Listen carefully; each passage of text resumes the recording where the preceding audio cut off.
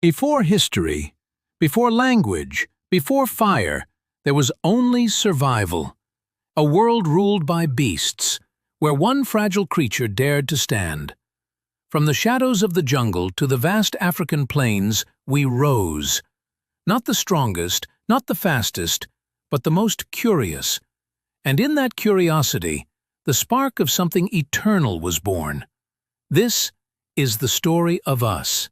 The story of how apes became human, how we conquered fire, the earth, and our own destiny. This is where humanity began. The dawn before humanity. Before there were humans, before there were cities, languages, or even fire, the earth was already ancient. Our story begins not with people, but with creatures who walked, climbed, and hunted long before we ever took our first breath. For millions of years, Africa, vast, wild, and untamed, was home to our earliest ancestors. Dense forests stretched across what is now the Great Rift Valley, teeming with life. And within those forests lived creatures who would one day, unknowingly, give rise to us. The primates. They were not human, not yet. They were ape-like. Small and agile, with sharp eyes and clever hands. These creatures, the early hominoids, had already mastered life in the trees. But as the climate changed, as forests gave way to open grasslands, a great transformation began. Nature demanded adaptation, and evolution answered. Around 7 million years ago, in the heart of Africa, something remarkable happened. A species emerged, standing at the crossroads between ape and human. Scientists call her kind Sahelanthropus chadensis, one of the oldest known members of the human lineage. Her skull, found buried beneath the sands of Chad, shows a strange blend, an ape's brain, but a face that looked almost human. Most importantly, her skull rested atop her spine in a way that suggests she could walk upright. For the first time, an ancestor stood on 2 feet. It was a small step for her, but an evolutionary leap for us. Bipedalism, walking on 2 legs, would change everything. It freed our hands to carry food, to use tools, and eventually, to shape the world. But that future was still far away. The early hominins, our ancient kin, faced unimaginable challenges. Predators stalked the plains, the climate shifted wildly, and survival was never guaranteed. Over millions of years, these primitive beings evolved. Australopithecus afarensis, the famous species of Lucy, appeared around 3.2 million years ago. She stood barely 4 feet tall, yet her fossilized bones tell us she walked upright with ease. Lucy's kind still climbed trees, but they were already explorers of the open world, scavenging, surviving, and adapting in ways no other ape had. They were the bridge between 2 worlds, the wild forests of our ancestors and the future landscapes of humankind. Each generation passed down more than just genes. They passed on instincts, curiosity, and courage. From ape to ape, century to century, a spark was growing. The first flicker of what we would one day call humanity. And as the earth turned, and millions of years slipped away, that spark would ignite, the rise of the first toolmakers, time, an endless river, flowing for millions of years, from the forests of Africa to its open savannas. Our ancestors walked, hunted, and adapted. But something extraordinary was about to awaken. A new kind of intelligence. Around 2.5 million years ago, the Earth trembled with change. Ice ages began to grip the planet, climates shifted, and life became a constant struggle for survival. In the harsh and unpredictable lands of Eastern Africa, a new species emerged. Homo habilis, the handyman. For the first time in Earth's history, an animal deliberately shaped its environment. Homo habilis picked up a stone and transformed it. With patience, curiosity, and cunning, they chipped away at rough rock, turning it into sharp-edged tools. These were the first tools ever crafted by human hands. Simple flakes of stone, used to cut meat, scrape hides, and break bones for precious marrow. They were crude, yes, but they represented something no other creature had done before. Innovation, intention, imagination. The line between animal and human was beginning to blur. Archaeologists have found these early tools in places like Olduvai Gorge, in modern-day Tanzania, silent evidence of the dawn of human intelligence. Each flake tells a story of adaptation, of learning through generations. The ape that once relied only on instinct now learned by observation and memory. And from that spark came fire. Though the mastery of fire would come later, the roots of curiosity were already growing. Homo habilis, small in stature but mighty in mind, began to think beyond the moment. They remembered where food could be found, where predators lurked, and how to work together to survive. Cooperation became power.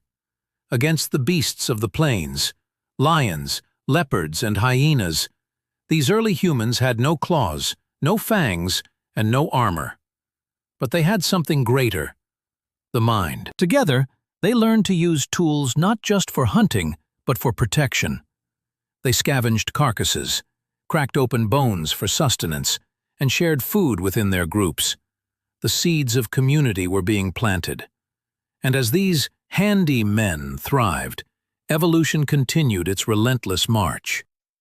Over thousands of generations, Homo habilis gave way to a more advanced being, taller, stronger, with a larger brain and a sharper gaze. This new species would conquer fire, hunt in organized groups, and journey far beyond the plains of Africa. They were called Homo erectus, the upright man. With fire, they would bring light to the darkness. With unity, they would tame the wild. And with vision, they would begin to dream of worlds beyond the horizon. The first humans had truly begun their rise, and the earth would never be the same. The fire keepers. Fire, the destroyer, and the giver of life. For millions of years it terrified every creature on earth, until one dared to tame it. Around 1.8 million years ago, a new species walked the African landscape, Homo erectus, the upright man. Taller, stronger, and far more intelligent than any before, they were the first true travelers of the human story. They stood nearly 6 feet tall, with powerful limbs and eyes that burned with awareness. They crafted more advanced stone tools, hand axes that fit perfectly into their palms, shaped for cutting, digging, and building. But their greatest triumph was fire. No one knows the exact moment when the first human captured flame. Perhaps it began with a lightning strike, a fallen tree burning on the savanna. But unlike the animals who fled, Homo erectus stayed. They watched, they learned, and at last, they controlled it. Fire changed everything.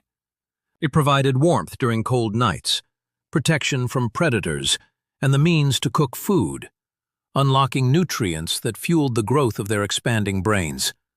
Around the glowing embers, they gathered in circles, sharing food, stories, and a sense of belonging. For the first time in history, the night had a heart. Firelight became the first stage, the first classroom, the first home. Families began to form. Bonds deepened. These early humans were no longer surviving alone. They were thriving together. But Homo erectus did not remain in Africa. With tools, fire, and courage, they began to wander, following herds, chasing seasons, exploring new lands. Across the Arabian Peninsula, into Asia, and beyond, their footprints spread over continents. Fossils found in Java and China tell the story of humanity's first great migration, a journey that would span hundreds of thousands of years. They adapted to deserts, forests, and cold plains. Each new environment shaped them, molding their bodies and minds. And though many groups perished, Others endured, passing down survival knowledge, tools, and fire itself. From Africa to Asia, the flame of humanity began to spread. But evolution is a restless sculptor. Nature was not finished. While Homo erectus dominated the earth, new forms of human life were slowly taking shape. Beings with even larger brains, more complex language, and a deeper sense of self. In caves and valleys across Africa and Europe, the next chapter of our story was being written. A chapter of artists, builders, and dreamers. The firekeepers had changed the world, but their descendants would change reality itself. The rise of the thinkers. The world had grown colder. Glaciers stretched across continents, carving valleys and freezing oceans. Mammoths and saber-toothed cats roamed the tundra, and survival became a battle against the elements. Yet even in this harsh age, humanity was evolving. From the legacy of Homo erectus came new species, more advanced, more aware. Among them were the Neanderthals. Stocky, powerful, and intelligent, Neanderthals thrived across Europe and Western Asia. For over 300,000 years, they endured the frozen world, crafting weapons, mastering fire, and caring for their sick and elderly. Yes, they cared. In caves across Europe, archaeologists have found evidence of Neanderthal burials, bodies gently laid to rest, sometimes with flowers, tools, or ornaments. These were not mere animals. They mourned their dead. They dreamed. And in Africa, another species was rising, one that looked much like us. Homo sapiens, our species. Around 300,000 years ago, deep in Africa, our ancestors were born. They were slimmer, more adaptable, with brains capable of abstract thought. They painted with pigments, carved with purpose, and began to speak in complex ways. For the first time, language connected thought to sound, allowing one mind to shape another through words. This was not just evolution of the body, but of the soul. The first artists began to appear, painting on cave walls in places like Blombos Cave in South Africa, and later in Lascaux and Chauvet in France. These weren't random markings, they were stories, warnings, celebrations, a window into the mind that had learned to imagine. The Neanderthals and Homo sapiens would one day meet, and their fates would intertwine. For tens of thousands of years they shared the earth. They traded, interbred, and sometimes fought. Modern humans carry traces of Neanderthal DNA to this day, living echoes of that ancient encounter.